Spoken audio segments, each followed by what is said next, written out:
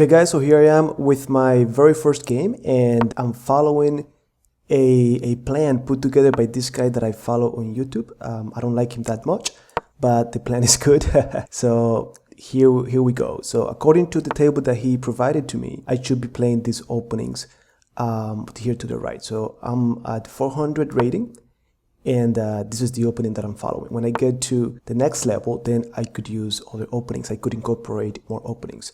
So this is looking like the 4 Knights Scotch variation. I'm good. And by the way guys, if these games are too fast for you, you could rewind or you could go check out his lessons. The guy, I don't like him that much. He talks a lot, but he explains really well. So check him out. Over here, I'm just going to, I think I could take this pawn or I could take this pawn.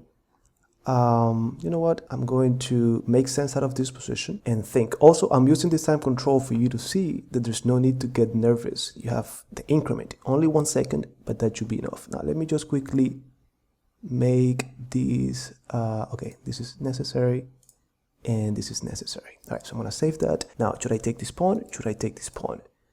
I think I'm gonna go with this one. All right, so I'm defending it with my knight.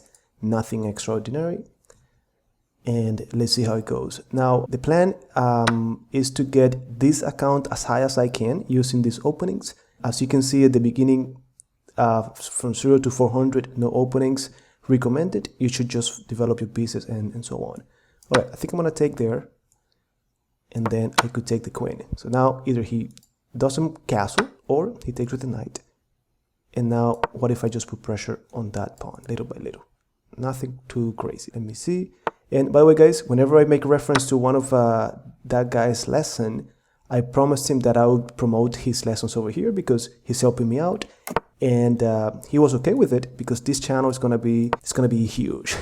So if you want, you can go check out his channel. I'm putting it in the description of this video, but always remember to come back. Help me help you. All right, so here we go. Still first game. I'm talking a lot.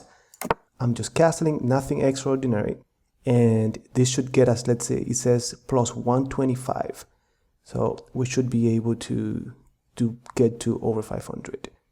Now notice that I'm not going like crazy, just doing logical moves. Like here I could develop and protect, or I could move out the way by hitting the bishop.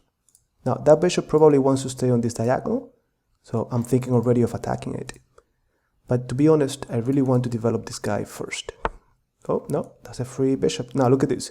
He's happy to attack mine, but he did not calculate that if I take, he takes, I get another bishop. So I think he made a silly mistake right there. And now he's probably realizing it. All right, so that's a free one. And now look, this bishop, 2 squares away from the knight. That means that I'm controlling that knight. So if I attack it, it needs to go back. So little tips here and there. So let me just put it in because the king has to move. Now I also have to be careful with my knight, not getting trapped down there, but I see 2 exits. Okay, so g3. And now that's it. See, this game was decided because my opponent dropped a piece. Hanging pieces, very, very important. All right, should I get to the 7th rank? Or should I develop the knight? You know, I mean the bishop. Let me just develop.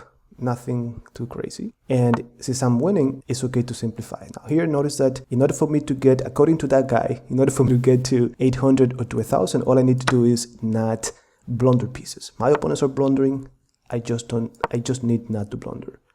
So okay, and notice that he's in time pressure, but he was lost even before he got here. So now if I trade rooks, this should be pretty easy actually.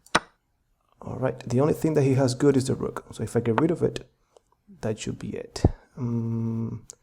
Okay, look, pass pawn. There are too many things going on now. Okay, that's a fork. All right, so Tato the forker finished this one with a fork. And if you guys want to become a forker, don't forget to subscribe to the channel, and I will see you in game number 2.